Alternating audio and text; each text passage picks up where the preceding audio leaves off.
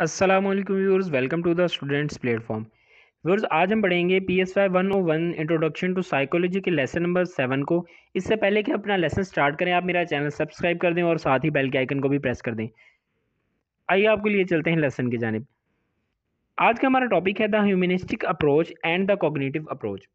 Humanistic approach के अंदर क्या कहते हैं कि ह्यूमनिस्टिक्स जो थे ना, इन्होंने इम्पोर्टेंस दी इंसान को। इंसान में खुद इतनी एबिलिटी है कि वो चीज़ों को परसीव कर सकता है और गलत और सही में फ़र्क कर सकता है। इंसान अपनी ज़िंदगी के फ़ैसले खुद कर सकता है।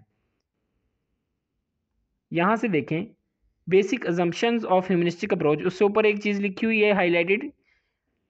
इस फोर अप्रोच ने फोकस किया दो चीज़ों पर: आइडिया जो कि इंसान के माइंड के अंदर होता है, जो इनकी लाइफ को कंट्रोल करता है, और पर्सन और सेल्फ। ये दो चीज़ें बहुत ज़्यादा इंपॉर्टेंट हैं, उनको हम डिटेल से देखते हैं।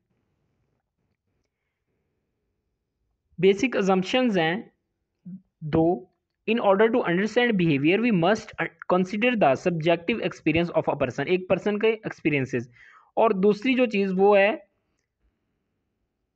उसका ना, nor neither past experience nor current circumstances constrain the behaviour of the person.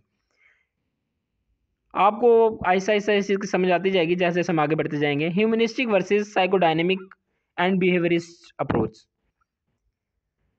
Humanistic के मुताबिक इंसान अपने फैसले करने में आज़ाद होता है क्योंकि वो सबसे बेहतर जानता है कि इसके लिए क्या सही है और क्या गलत। लेकिन बिहेवियरिस्ट का कहना था कि जिस तरह का माहौल इंसान को दिया जाता है वो इसका आदी बन जाता है, मतलब वो इसी के मुताबिक उसका बिहेवियर होता है। Central theme of humanistic approach के अंदर कह रहे हैं कि इंसान अपनी लाइफ को खुद से तरतीब दे सकते हैं। वो अपने एक्शंस को मर्जी के मुताबिक डिज़ाइन कर सकते हैं। माहौलियाती असरात को इंसान खुद से कम कर सकते हैं। हेयर और नाउ दो वर्ड उनका बहुत इंपॉर्टेंट है।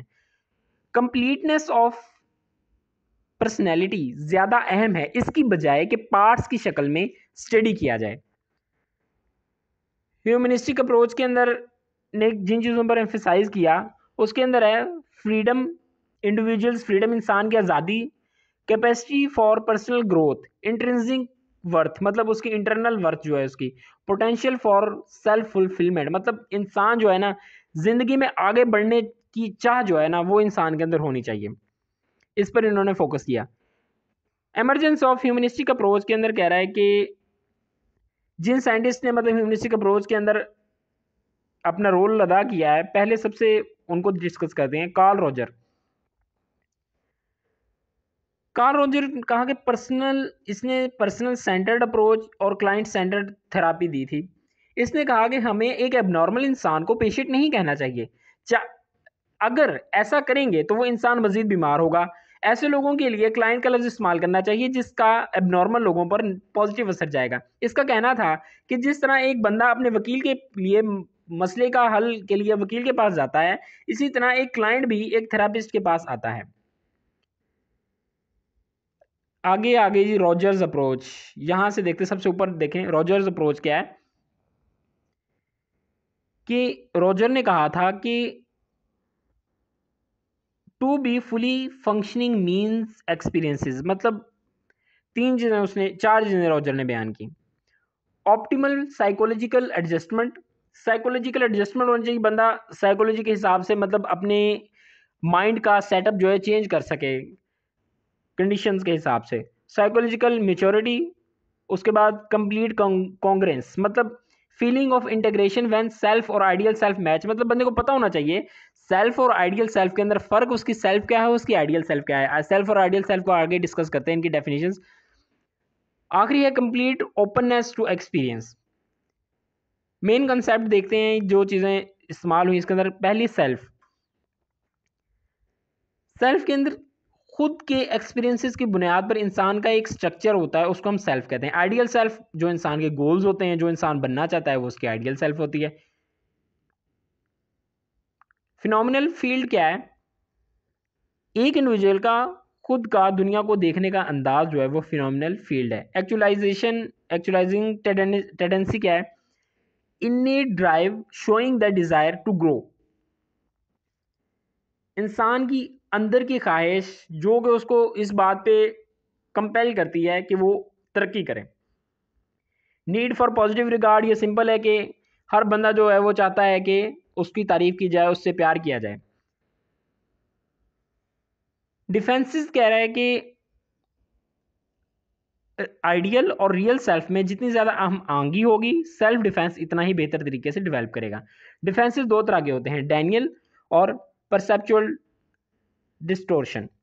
डैनियल जो है, फ्रॉइड ने रिप्रेशन का कंसेप्ट दिया था। डैनियल जो है वो उसके मुताबिक सेम रिप्रेशन ही है, यानी कि पेनफुल लम्हात में अगर जहन में पेनफुल लम्हात आएँ तो इनका भूलना या ब्लॉक करना डैनियल कहलाता है।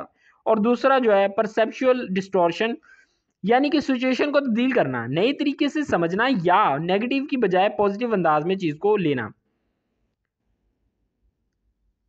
आगे है कॉल रॉजर की थेरापी। इसने सिंपल, कोई ख़ास नहीं इसके अंदर इंपॉर्टेंट चीज़, मतलब उसने पर्सन सेंटर्ड या क्लाइंट सेंटर्ड थेरापी दी थी। नॉन डायरेक्टिव थेरापी भी कहते हैं इसको। उसके अलावा इसको रोजेरियन थेरापी भी कहते हैं। मेन फोकस उसने किया रिफ्लेक्शन पर। Aim of therapy to help a person grow and self actualize. Self actualize की डेफिनेशन आगे आएगी, फिर भी मैं आपको बता देता हूँ। मतलब इंसान का ग्रो करना, नुमाया होना, अपने काम के अंदर महारत हासिल करना है, सेल्फ एक्चुलाइजेशन कहलाता है सिंपल अल्फाज में। तीन यहाँ पे कंसेप्ट दिए रॉजर ने। कॉन्ग्रुएंस, कॉन्ग्रुएंस क्या है? Guidance, honesty with client. मतलब जो थेरापिस्ट है उसको चाहिए कि वो क्लाइंट के साथ ऑनेस्ट हो। एम्पैथी, जो क्लाइंट है वो फील कर सके, जो कि एक जो थेरापिस्ट है वो क्लाइंट की फीलिंग्स को फील कर सके, पता चला सके। रिस्पेक्ट, थेरापिस्ट के पास कोई भी चला जाए, वो उसका क्लाइंट है, उसे चाहिए कि हर बंदे को, चाहे गरीब अमीर जैसा भी हो, वो उसकी रिस्पेक्ट करे। अब्राहम मैस्लो की थेरापी को आगे देखते हैं हम। अब्राहम मैस्लो जो, इन्होंने क्या थेरापी पेश की थी? इन्होंने एक ट्रायंगल दी है। ट्रायंगल आपके सामने ना, इन नीड्स को बारी बारी हम देखते हैं सारी। सबसे पहले इंसान को अपनी ज़िंदगी बसर करने के लिए बेसिक नीड्स को पूरा करना होता है, जो कि साइकोलॉजिकल नीड्स होती हैं। एक ज़रूरत पूरी होगी तो नेक्स्ट ज़रूरत सामने आ जाएगी। साइकोलॉजिकल नीड्स में बेसिक नीड्स आती हैं, जो कि नींद, भूख, सेक्स, हंगर, ये सारी चीज़ें। जब ये पूरी हो जाएँ तो इससे लव और बिलोंगिंगनेस की ज़रूरत पड़ती है, यानी लोगों के साथ ताल्लुकात वगैरह। इसके साथ सेफ्टी की ज़रूरत भी महसूस होती है, हंगामी सूरत हाल में बचाव की ज़रूरत महसूस होती है। इसके बाद सेल्फ इस्टीम नीड्स आती हैं, अपनी ज़ात की अहमियत पैदा करना, ताकि लोग भी इसे अहमियत दें, इसकी इज़्ज़त करें। इसके अंदर दो चीज़ें हैं, सेल्फ इस्टीम और सेल्फ रिस्पेक्ट। सेल्फ इस्टीम इज़्ज़त नफ्स, और सेल्फ रिस्पेक्ट यानी कि दूसरों को इज़्ज़त देना या दूसरों से इज़्ज़त लेना। यहाँ पे एक इंपॉर्टेंट चीज़ जो है, ये ट्रायंगल दी हुई है। सबसे नीचे देखें, साइकोलॉजिकल नीड्स हैं, उसके बाद वो पूरी होंगी तो सेफ्टी नीड्स आ जाएंगी, वो पूरी होंगी तो उसके बाद लव और बिलोंगिंगनेस की नीड्स आ जाएंगी, उसके बाद वो पूरी होंगी तो स्टीम नीड्स आ जाएंगी, और जब ये सारी नीड्स पूरी हो जाएंगी तो उसके बाद सेल्फ एक्चुअलाइजेशन की नीड्स होंगी। सेल्फ एक्चुअलाइजेशन क्या है, मैं आपको यही बता देता हूँ कि हर इंसान दूसरे से मुनफरिद नजर आना चाहता है, हर किसी से आगे बढ़ना चाहता है। वो चाहता है कि वो सबसे नुमाया हो, सबसे आगे हो। ये नीड तब पैदा होती है जब इंसान पिछली तमाम नीड्स को फुलफिल कर चुका होता है। नीड्स दो तरह की होती हैं, मेटा नीड्स और डेफिशिएंसी नीड्स। मेटा नीड्स के अंदर कह रहा है कि बेसिक नीड्स के अलावा ज़रूरियात को, जो ज़रूरियात होती हैं ख़ुद को ग्रो करने के लिए, माशरे में अहम मुकाम हासिल करने के लिए, या कोई गोल हासिल करने के लिए, इंसान की जो नीड्स होती हैं ना, वो मेटा नीड्स होती हैं। डेफिशिएंसी नीड्स हो गई, मतलब जो बेसिक नीड्स हो गई, लव हो गया, सेल्फ इस्टीम हो गई, ये सारी डेफिशिएंसी नीड्स है। मतलब ये ना हो तो बंदा इनकी कमी महसूस करता है। मैस्लो के मुताबिक इंसान जो चाहता है वो कर सकता है, इसे दूसरों की बातों में नहीं आना चाहिए, ताकि वो अपने गोल पर फोकस कर सके। अच्छा जी, interactions and needs of behaviour. इसके अंदर जो चीज़ें हैं,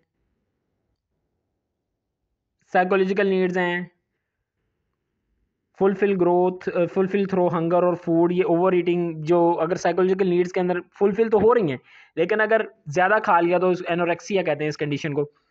सेफ्टी नीड्स हो गई, बंदे के पास जॉब होनी चाहिए, उसके प्रोफेशंस होनी चाहिए, उसके बाद लव एंड बिलोंगिंगनेस, बंदा शादी करता है, दोस्त बनाता है, अपनी कंपनी बनाता है। स्टीम नीड्स हो गई, अवार्ड, ऑनर, स्कॉलरशिप, ये सब स्टीम नीड्स हैं। सेल्फ एक्चुअलाइजेशन नीड मतलब पेंटिंग, राइटिंग, सिंगिंग। आइसोलेशन मतलब दूसरों से सेपरेट होना, दूसरों को से नुमायां होना, अपने काम में महारत हासिल करना, सेल्फ एक्चुअलाइजेशन है। क्रिटिसिज्म क्या आया? लोगों ने कहा कि क्या नीड्स की ये तरतीब तमाम केसेस में सेम होती है? जो ऊपर नीड्स ट्रायंगल बनी हुई थी हमने देखी, उन्होंने कहा कि क्या पहले साइकोलॉजिकल नीड्स आती हैं, उसके बाद सेफ्टी नीड आती हैं? क्या हर बंदे के लिए ये इसी तरह होता है? हो सकता है साइकोलॉजिकल नीड्स के बाद एक बंदा बिलोंगिंगनेस की तरफ बढ़े, हो सकता है एक बंदा सीधा स्टीम नीड्स की तरफ चला जाए। मतलब ये तरतीब क्या तमाम लोगों में बराबर होती है? लोगों ने कहा नहीं, ऐसा नहीं होता, तमाम लोगों में डिफरेंट तरतीब होती है इन नीड्स की। कॉग्निटिव अप्रोच को देखते हैं हम। दिमाग के अंदर होने वाले प्रोसेसेस ओवरऑल बिहेवियर जो बनाते हैं इंसान का। दोबारा बता रहा हूँ, दिमाग के अंदर होने वाले जितने भी प्रोसेसेस हैं वो इंसान का ओवरऑल बिहेवियर बनाते हैं। इसको हम कॉग्निटिव अप्रोच कहते हैं। यहाँ एक छोटी सिंपल सी चीज बता रहे हैं, cognitive versus process versus computer. Hardware of computer was linked with brain. जिस तरह कंप्यूटर में एक प्रोग्राम प्रोसेस होता है, इसी तरह माइंड भी में भी प्रोसेसिंग होती है, लेकिन जो माइंड की प्रोसेसिंग है वो बहुत ज़्यादा पेचीदा है कंप्यूटर के मुकाबले में। तो वो व्यूज़, ये था आपका लेसन नंबर 7 PSY 101 का। मैं उम्मीद करता हूँ कि आपको समझ आ गई होगी। मिलते हैं नेक्स्ट लेसन में। टिल देन टेक केयर, अल्लाह हाफिज़।